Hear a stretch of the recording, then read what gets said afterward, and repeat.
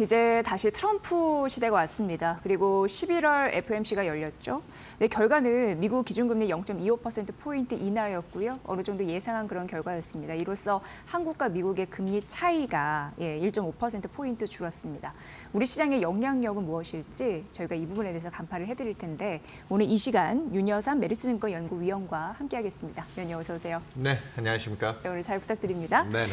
11월 FOMC 결과가 나왔는데 예상대로였고 제 느낌인지 모르겠지만 물가도 뭐 신경 썼는데 고용도 신경 쓰네 뭐 이런 느낌 조금 네. 더 강하게 어떻게 보셨습니까?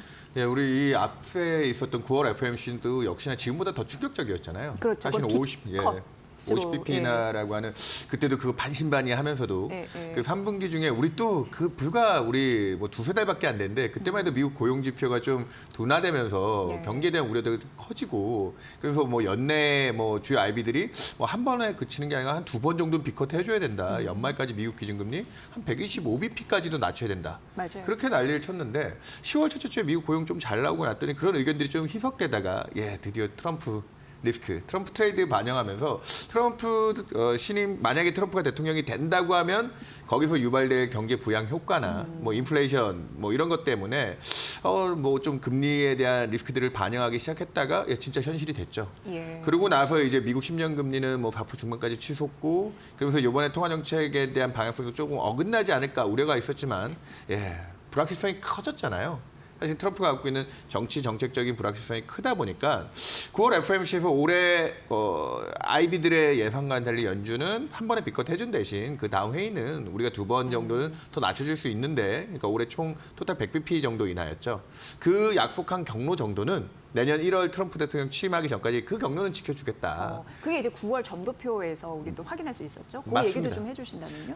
9월 점도표에서 뭐 6월 달에는 올해 한 번밖에 인하 못 해줄 거야. 그러다가 3분기에 이제 고용지표 망가지면서 연준은 100bp. 그러니까 토탈 9월 비컷과 11월, 12월 두 번의 회의에 25bp씩 낮춰주겠다. 오늘 그 첫 번째 약속은 지킨 거고요.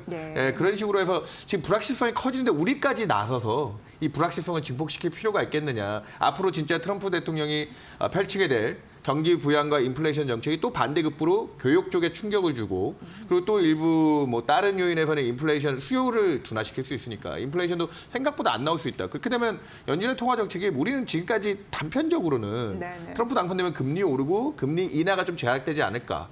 그런 부분에 좀 뭐 우리 생각과는 또 달리 갈 수 있는 모두가 또 그렇게 될 거다 생각하면 그렇게 되지 않는 게 금융시장 속성이잖아요. 네, 반대로. 그리고 어저께 가장 또 FOMC에서 인상적이었던 장면 하나만 더 얘기하고 넘어가면 파월 의장이 이제 뭐 경기 여건이나 이런 거 뭐 경기나 물가에 대해서는 뭐 우리 예단하지 않겠다. 뭐 우리는 주어진 정보에 따라서 점도표는 포워드 가이던스로 제시하고 있지만 지금 당장 들어오는 정보가 더 중요하다라고 얘기했는데 제 기억에 남는 건 파월 의장이 트럼프 대통령이 과거에도 한번 해임 얘기가 있었는데 그렇죠. 이번에도 앙수 또 같은 느낌은 들죠. 이번에도 또 뭐 혹시나 하임 권고받으면 어떻게 하겠느냐 했는데 자기는 2026년 5월까지 아직 2년이 넘게 남은 그 임기를 지키겠다. 그렇게 2년을 갖게 남은 임기를 지키겠다라고 하면서 이런 불확실성 요인들을 많이 좀 통제해주는. 그래서 어저께 미국의 25bp나 예상된 수준이었지만 그동안 좀 트럼프 리스크로 올랐던 금리들은 좀 진정이 되는 모습을 나타냈다 보시면 될 것 같습니다.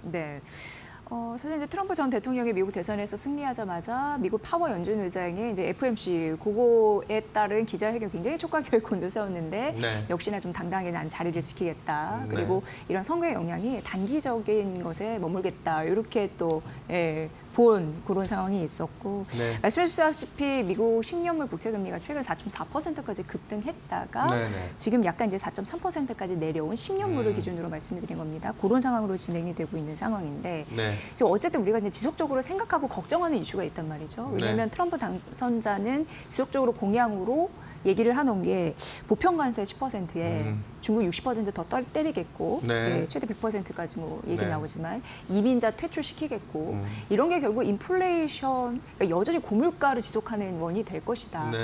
이 테두리 안에서는 갇혀 있지 않을까 싶은 강력한 생각이 들거든요. 예, 직관적으로는 그게 맞습니다. 그렇기 때문에 그런 인플레이션 유발 정책에 대한 두려움 때문에 미국의 네. 특히나 장기 금리가 더 많이 오르는 효과들도 있었고요. 뭐 장기적인 물가에 대응하려면 그런 장기 금리가 확대되는 부담으로도 좀 작동을 했고, 그리고 또 거기다가 뭐 TCJA라고 하죠. 뭐 텍스컷, 그러니까 감세 정책으로 확대 재정을 더 하겠다. 그런 부분에 대한 부담이 금리 상승 요인으로 작동하고 있는데, 분명한 거는 뭐 우리 속담에 화장실 가기 전과 마음이 달라요. 후가 다르다고 하는데 지금 바이든 행정부 때부터 무리하게 지금 2년간 미국 경제가 무리하다라는 표현을 쓴 게 작년과 올해 미국 성장률이 꽤 높았잖아요. 그럼에도 불구하고 그래서 노랜딩 얘기도 나왔으니까요. 노랜딩 얘기도 나오고 그러면서도 지금 좀 시장이 고민되는 게 이번 선거 결과는 민주당이 참패했어요. 경기가 좋았다고 하는 데 비해서. 이유가 뭡니까? 인플레이션 때문이라고 얘기를 하거든요. 내가 못 살겠다라는 거. 이번 대선 결과에서 제가 제일 충격적이었던 게 캘리포니아는 원래 전통적으로 민주당 지지 지역인데 이번에 트럼프 지지가 40% 가까이 나왔더라고요. 가장 물가에 대해서 민감도가 높았던 뉴욕과 뭐 캘리포니아 같은 전통적인 민주당을 지원하는 쪽에서도 이탈이 난 건 인플레이션을 통제해야 되는데 그럼 트럼프 대통령이 과연 지금 얘기하고 있는 보편 관세, 벌써부터 얘기가 조금씩 틀어집니다. 뭐냐면 우리의 우방 국가들이 얼마나 협조해 주냐, 한국도 거기에 들어가겠죠. 그래서 새로운 FTA와 같은 환경들을 재적용하면서 관세도 꼭 마치 사업처럼 어느 정도 보편 감세 10%를 얘기하고 있지만 협조하는 관계에 따라 감세 부과율도 다르게 갈 수 있다. 그리고 단계적으로 적응적으로 가겠다. 뭐 이런 얘기들도 조금씩 거론이 되기 시작하고요, 벌써. 그리고 감세죠. 세금을 깎아주는. 대규모 재정 정책도 트럼프 1.0 1기 때 그때 이제 10년 동안 했던 법인세와 부자 감세 해준 게 내년 말까지 그 법적으로 기한이 정해져 있거든요. 취임하자마자 트럼프가 바로 돈을 쓰고 싶다고 쓸 수 있는 환경이 아닙니다. 내년 1월, 2월 달 가면 작년 6월에 합의 본 부채 한도 협상을 또 해야 되는데 공화당이 지금 모든 의회까지 다 수입을 했기 때문에 그렇기 때문에 상당 부분 좀 그런데 더 탄력을 받지 않을까. 전통적으로 공화당 하원은 정부가 돈을 덜 쓰는 쪽에 의견을 가져왔던 그런 시각이 있기 때문에 저는 그런 데서 정책에 대한 변화가 좀 있을 것 같고요. 또 하나, 이번 트럼프 당선되면서 가장 수혜를 보는 업종 산업 중에 하나 또 뭘 지적하죠? 우리 뭐 레거시 산업 중에 자동차도 있고 금융도 있고 하지만 제일 트럼프가 좋아하는 산업이 원유, 뭐 정유이 관련된 전통 에너지 쪽이잖아요. 신재생 에너지가 타격을 입을 것이라는 얘기가 거기서 나왔고. 맞습니다. 거기에 따라서 뭐 전기차 업종이나 아까 얘기했던 신재생 이쪽이 어려움을 겪을 거라 얘기를 하는데 그렇게 되면 트럼프 재임 1기 때도 평균 물가 수준이 2% 넘었던 것 같으세요? 안 넘지 않았어요. 평균을 지켰죠. 1%에서 1% 후반대 수준이었고 그리고 지금도 원유 생산량을 늘려서 전력 비축률 확대하고 그런 데서 그러니까 가장 중요한 원자재인 유가와 천연가스 가격 같은 경우에는 오히려 역발상적으로 트럼프가 취임하면 공급 쪽의 물가는 안정시킬 수 있다. 그러니까 지금 메인 공약들에서 인플레가 올라갈 수 있는 리스크가 있지만 지금 앞에 민주당이 이번에 정권을 다 뺏기게 된 권력을 뺏기게 된 핵심이 인플레이션이라고 따지면 저는 상당 부분 합리적인 판단들이 나오게 될 것이다. 그래서 지금 미국의 정부 부채 논란도 많잖아요. 트럼프가 자기 공약대로 다 실천하면 10년 내 미국의 정부 부채가 현재 GDP의 100%에서 150% 가까이 급증을 합니다. 미국의 재정 여력은 거기까지라는 평가가 많기 때문에 그런 현실적인 고민을 한다고 하면 저는 트럼프가 지금 내세운 공약들을 상당 부분 좀 조율을 하고 갈 가능성이 좀 높지 않겠느냐. 이제 취임까지 100일 조금 안 되는 기간 동안 그런 부분들의 조율과 밀당이 저는 인플레이션은 그러면 계속 높아지지 않겠냐. 그랬으면 어제 미국 10년 금리가 그렇게 또 FOMC에서 좀 긴장을 완화시켜줬지만 10bp 이상 하락하지는 못했겠죠. 이제 다시 따져봐야 될 시점입니다. 그 위원님 굉장히 중요한 말씀해 주시는 게 사실 미국 경제가 뭐 소프트 랜딩 얘기도 있었지만 노랜딩 계속 지속 성장할 것이다 이런 가능성이 계속 언급이 됐었는데 이게 국민들을 그렇게 체감을 못한다는 거죠. 그러니까 고물가 시대가 지속되면 빚 부담도 늘어날 거고 뭐 주식에서 투자도 제대로 못할 거고 잔뜩 움츠려드니까 이번에 이제 공화당이 싹쓸이된 이유가 바로 거기 있다고 말씀해 주셨고 그러니까 트럼프도 이를 신경을 쓸 것이다라는 데에서 물가가 엄청 높아지진 않을 것이다. 이렇게 생각하고 공화당 역시 재정 적자 확대가 부담스러운 입장이니까 지금 그걸 방어할 것이다. 이렇게 정리가 되네요. 그러니까 미국 정부가 지금 1년에 내는 이자 부담액이 얼마인지 아세요? 정부가 지급해야 되는 그 늘어난 정부 미국은 지급? 사실 재정 적자 그게 제일 심각하잖아요. 나라 빚. 그러니까 2008년 금융위기 때 대략 GDP의 10%도 안 썼어요. 한 8, 9% 썼는데 작년에 한때 자극적으로 바이든 행정부가 썼을 때 GDP의 8% 적자를 썼고 올해도 지금 3분기에 우리 왜 지금 최근에 미국 지표 잘 나오잖아요. 예. 제가 데이터를 그걸 디테일하게 보다 보니까 우리 8월 달에 블랙 먼데이 맞으면서 왜 코스피 흔들리고 했던 미국 고용 지표 충격 들어오고 그러면서 침체 얘기 돌았을 때 8월 달에 미국 재정 적자가 얼마였는지 아세요? 그 전월인 7월 달까지 GDP의 5.5%까지 작년에 너무 많이 썼던 그 적자를 이제 경기도 좀 안정화되고 했으니까 정부가 지갑을 좀 닫았었어요. 그러면 그 탄력들이 주는데 8월 달에 갑자기 불안해졌잖아요. 8월 달에 GDP 7.2%까지 다시 적자를 확 늘렸습니다. 한 달 만에. 예. 내년에도 미국은 침체가 오지 않을 겁니다. 트럼프가 들어왔으니까 이 탄력적인 재정과 통화 완화의 이 카드를 써가면서 미국 경제를 계속 핸들링하는 그래서 빅 가버먼트의 역할 때문에 지난 2년간 미국 증시 왜 이렇게 신고가를 경신하고 잘 나가죠? 그 돈들이 다 엔캐리로 차입해서만 온 돈이 아닐 거 아니에요. 그 미국 내 유동성 공급자로 정부의 역할이 컸는데 트럼프가 그걸 계속 보조적으로 가져가지만 저는 제가 만약에 트럼프 캠프에 있는 책사라고 하면 작년과 재작년 바이든 행정부는 고물가 때문에 연준이 무리한 긴축을 할 수밖에 없는 환경이었잖아요. 거기서 이제 경기에 대한 경착륙 우려나 주시장이 좀 약해질 때 그것 때문에 어쩔 수 없이 뭐 지금 침체라고 말할 수 없는데 정부가 막 개입하면서 돈을 풀어줬거든요. 그때도 바이든도 감세 정책 하고요. 지방소득세 깎아주고. 근데 이제는 물가가 잡혀가는 국면이라고 하면 이제 그 정책의 바통은 2년간 또 바이든 때부터 무리해온 재정을 지금 선거 때문에 무리하게 공약들을 던져놨지만 이제 자연스럽게 통화 정책에 넘겨줘야 됩니다. 제가 요거 하나만 더 미국 쪽에 포커스가 있어서 얘기를 드리고 가면 보통 이게 재밌는 데이터입니다. 미국의 장단기 금리 차와 빅스 우리 주식시장의 공포 지수죠. 네. 예, 그거를 딱 비교하면 장단기 금리차를 뒤집어 놔서 3년 정도 앞으로 당겨 놓으면 네, 빅스 빅스요? 지수하고 상관기 지수가 한 0.9 가까이 나옵니다. 그 3년의 시차가 뭐냐? 통화 정책이 미국은 민감도를 미치는데 뭐 그렇게 긴축을 하면 3년 뒤에는 상당 부분 성장률에 가장 마이너스 효과가 크게 들어오고 그런 다수의 연구 분석 논문들이 존재하는데 왜 3년의 시차가 걸릴까요? 보통 통화 정책 움직이면 우리나라 같은 경우는 한 1년 내외 정도 보는데 미국 3년을 보는데 이유가 미국은 부채 뭐 채권이라든지 아니면 미국의 모기지 대출, 주택담보대출 받으면 대부분 우리는 변동으로 많이 받잖아요. 거기 고정. 미국은 70% 이상이 고정이에요. 네. 그러니까 지금까지 미국의 기준금리를 5.5까지 올려도 미국 국민들이 뭐 다른 물가에 대한 부담은 있을지 모르겠지만 이자 부담액은 아주 크진 않았어요. 왜냐하면 저리에 차입해온 그 부분이 있기 때문에 지금까지 높은 금리에 대한 부담을 직접적으로 안 맞았는데 그게 보통 롤오버, 만기가 돌아오면서 갈아타기. 내년과 내후년이 미국 정부 부채 만기 도래액도 올해보다 한 1.5배 가까이 급증하는 시기로 들어가고요. 코로나 때 늘렸던 빚 때문에. 그리고 또 크레딧, 일반 신용 부채들도 내년도에 올해 2배 가까운 만기가 돌아옵니다. 내년부터. 그럼 어떻게 되겠습니까? 이제부터 저는 그렇기 때문에 내년도까지 왜 이렇게 금리를 저 같은 사람들이 자꾸 낮춰야 된다고 주장하느냐. 재정이 인위적으로 부양한 경기 부양 대비 지금 그런 쌓여있는 부채들은 이제 고금리 위험이 본격적으로 유입되기 시작하거든요. 그래서 제가 아까 3년의 시차와 빅스의 연결. 그러니까 내년도에 뭐 침체가 오고 주시장이 망가진다는 아니지만 금리를 빨리빨리 낮춰줘서 그 리스크들을 좀 통제하지 않으면 그래서 트럼프 대통령도 재정 정책보다는 금리 쪽을 더 컨트롤해서 안정화시키는 방향으로 그럴까요? 통화 정책의 완화가 저는 필요하다. 그렇게 강하게 얘기 드리고 있습니다. 그러니까 위원님도 그렇고 지금 시대상 그리고 어쨌든 뭐 트렌드상이라고 표현해야 될지 금리 인하는 지속돼야 된다. 네. 그러면 금리 인하에 대한 속도 조절 이거 굉장히 중요한 계산이잖아요. 네네. 어느 폭까지 가능하다고 보세요? 예, 미국은 그래서 어저께 파월 의장이 이제 일단은 약속한 길은 가겠다. 아까 얘기했던 점도표상으로도 올해 2번, 내년에 매 분기 한 번꼴 100bp입니다. 예. 저도 연간전망 때 이번 9월 FOMC 전부터 그런 가이드라인을 저희도 똑같이 받고 침체가 아니니까요. 하우스에서요? 네, 하우스에서요. 미국 점도표랑 비슷한 시기. 어디 보니까 JP 모건도 딱 그 연준의 점도표 수준의 트럼프 당선을 보고 통화정책 의견을 올해 6월 FOMC 때는 올해 한 번 이나에 내년도에 4.5 이하도 가기 힘들다고 했다가 8월 달에 고용지표 망가졌을 때는 올해 125에 내년 상반기까지 3% 가야 된다고 했다가 그래서 10년물 부채 금리가 완전 왔다 갔다 했잖아요. 그러니까 그런 아이비들의 콜도 그렇게까지 왔다 갔다 했는데 지금은 내년에 분기에 한 번 꼴. 그리고 미국의 중장기적인 이번에 인하기의 타겟으로 보는 금리가 터미널 레이트라고 하죠. 중립금리. 3% 초반대.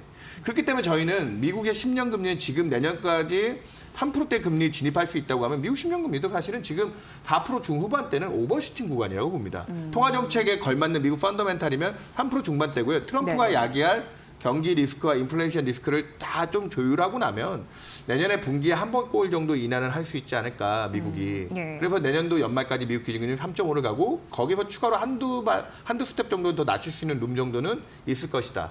예, 그렇게 보고 있습니다. 네. 그러면 그 내년 경기와 물가 전망은 어떻게 우리가 살펴야 될지 이것도 굉장히 중요해요. 왜냐하면 어쨌든 미국 경제에 대한 논의는 오늘 좀 이렇게 확답을 주셔서 좀 속이 시원하긴 한데 네. 여러 가지 분석도 많고 파장도 있어서 투자자들 입장에서 굉장히 혼란스럽거든요. 뭐를 기준으로 삼을까요? 일단 뭐 IMF 같은 기관들이 네. 이번에 트럼프 리스크 공약들을 다 실천하면 네. 당장 내년 미국 성장률이 뭐 지금 시장 컨센서스로는 1% 후반대 정도 보고 있는데 마이너스 1% 거기서 마이너스 1%를 까야 된다. 그런 정도의 미국 경제 위험이 나오고 전 세계 경제에 마이너스 0.8%. 근데 우리 같이 대외 교역 의존도가 높은 나라 같은 경우에는 그 데미지가 그대로 들어올 가능성이 굉장히 크죠. 그렇기 때문에 앞서 얘기드렸지만 트럼프가 공약대로 자국 중심주의지만 보편 관세나 이런 거를 현실화하는데 상당 부분 이제 다시 재점검이 들어가야 될 거다 얘기를 드린 거고요. 거기서 일부 마이너스 효과가 나오더라도 재정으로 커버하면서 내년도에 미국 경제 주도하에 침체는 유발될 것 같지는 않습니다. 하지만 작년과 올해 미국 성장이 2% 중반 이상의 고도 성장을 한 것 대비 탄력은 둔화될 수밖에 없고요. 아, 그러니까 침체는 아닌데 네. 예. 내년도에 원래 성장률 둔화. 원래 그 정도? 성장도 1%대 미국이 이제 진입할 거다 했는데 재정이 일부 서포팅을 한다지만 아까 얘기했다시피 부채 관리를 통해서 통화 정책이 더 키를 잡고 가야 되고 그런 식으로 보면 내년도는 그러니까 성장 기대에 따르는 전통적인 레거시 주식이 트럼프 때문에 수혜를 많이 받는다고 하고 있잖아요. 근데 지금 초반에 그쪽이 많이 오르고 있는데 석유화학 뭐 석유화학부터 원전? 이 예. 기존 자동차 그 예, 전통 예, 예. 그 예. 자동차라든지 뭐 AI나 이런 건 트럼프도 포기하지는 않는다고 하고 예, 예, 있지만 사실 그런 부분은 경기 민감주잖아요. 그게 내년도에 트럼프가 생각보다는 플러스보다는 그런 쪽에 마이너스 효과가 크다고 보고 있기 때문에 그래서 저는 이 허니문 기간이 지금 주식시장이 미국 주식 최고가 경신하고 있잖아요. 얼마나 그 얘기가 갈 건가. 트럼프 취임할 때까지 과연 유지할 수 있을까. 예. 그런 고민들이 좀 쌓이지 않을까 생각하고 있습니다. 보면은 트럼프 트레이드 랠리가 미국 시장은 지속적으로 보여주고 있어서 이건 약간 좀 부러운 대목입니다. 어쨌든 국민들한테는 예, 예. 그래도 아까 얘기했다시피 네. 그런 게 금리에 대한 스트레스를 계속 주고 하면 작년에 네, 미국 네. 10년 8월, 9월 달, 10월 달에 4.5를 넘어서 5% 근처 갔을 때 그 두 달 동안 S&P 500이 10% 조정받았거든요. 그런 부분도 분명히 정책 의사결정할 때 트럼프는 주가에 되게 민감한 사람이거든요. 그렇죠, 그렇죠. 예, 저는 분명히 신경 쓰이는 부분일 거라 봅니다. 네. 아무튼 뭐 미국의 경제 지표가 뭐 미국 정부 개입에 따라서 등락도 워낙 심하고 막 이래서 굉장히 우리가 살펴야 될 것 같고 저는 오늘 남은 시간 그 환율 얘기를 좀 해주고 네. 싶은데 이게 그 심리적인 저항선이 1,400억 원선을 돌파를 했습니다. 오늘 네. 얘기는 아니고 이제 네. 며칠 전에 그랬죠. 근데 1,400억 원선 돌파할 때를 찾아보니까 이게 1990년 외환위기랑 2008년 글로벌 금융위기 이때만 이제 돌파를 했었잖아요. 네네.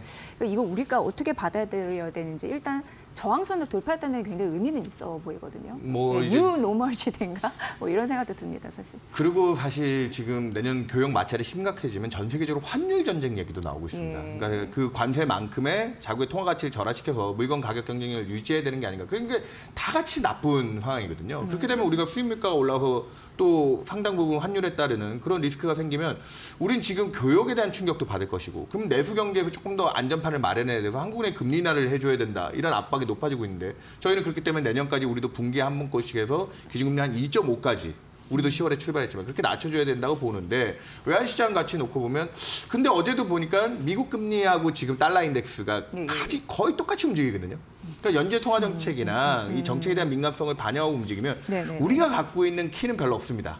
예. 내년도까지 미국의 통화 정책 경로가 유지가 되고 미국이 이제 안전자산 선호를 과도하게 요구할 정도 달러 강세가 가지 않는다고 하면 미국 10년 4.5면 우리나라 원달러 환율도 1,400원 정도의 적정 수준에서 고점 정도 형성한다고 보고 있고요. 뭐 뉴노멀 환율이 이제 또 많은 아래쪽에 저항이 생길 것 같습니다. 저항이 생길 것 같지만 미국 금리를 저희는 올해 말까지 4% 초반, 내년도까지 3%대 진입한다면 우리 원달러 환율도 업사이드에 대한 리스크 쪽보다는 교역에 대해서 얼마나 부담을 받을지 모르지만 우리는 또 미국이랑 우방이다 보니까 조율을 좀 하겠죠.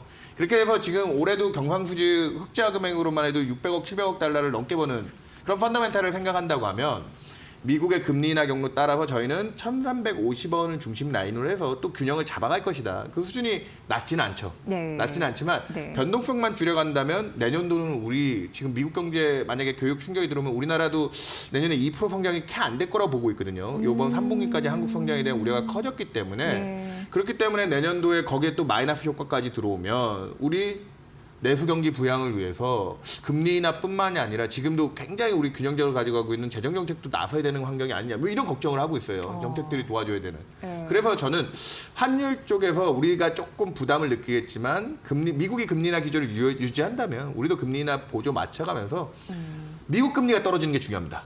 그래서 제가 보고 있는 대로 미국 금리가 올해 말 4% 향해 가면 원달러 환율은 지금 1,350원에서 1,380원 사이가 되게 중요한 선이 될 것 같고. 시장금리 기준 예, 말씀하시는 맞습니다. 거죠? 그 1,400원 이상은 트럼프가 진짜 약속한 관세 다 부과하고 예, 진짜 글로벌 경제에 엄청난 충격을 유발한 아까 마이너스 성장 그대로 다 두들겨 맞는 상황 가면 그 정도 솟구칠 수는 있죠. 근데 그거는 오래 가지는 못할 겁니다.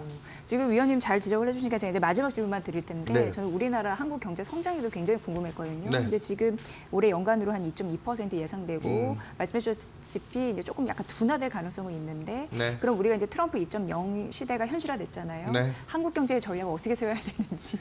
그러니까 네, 우리는 굉장히 더 큰 질문이긴 하지만 우리에게 전략을 좀 세워주세요. 요점만 얘기되면 요번에 미국 10년이 9월에 비컷했을 때 3.6에서 트럼프 당선되고 4.5까지 90bp 가까이 치솟는 동안 우리나라 10년짜리 국채 금리는 2.9%에서 3.2%까지 채 0.3%포인트 30bp가 안 올랐습니다. 밴드가 좋네요. 예, 왜냐하면 그건 우리나라 경제가 그만큼 미국만큼 미국의 반도 따라가지 못할 정도로 경제 탄력이 안 좋은 쪽이고요.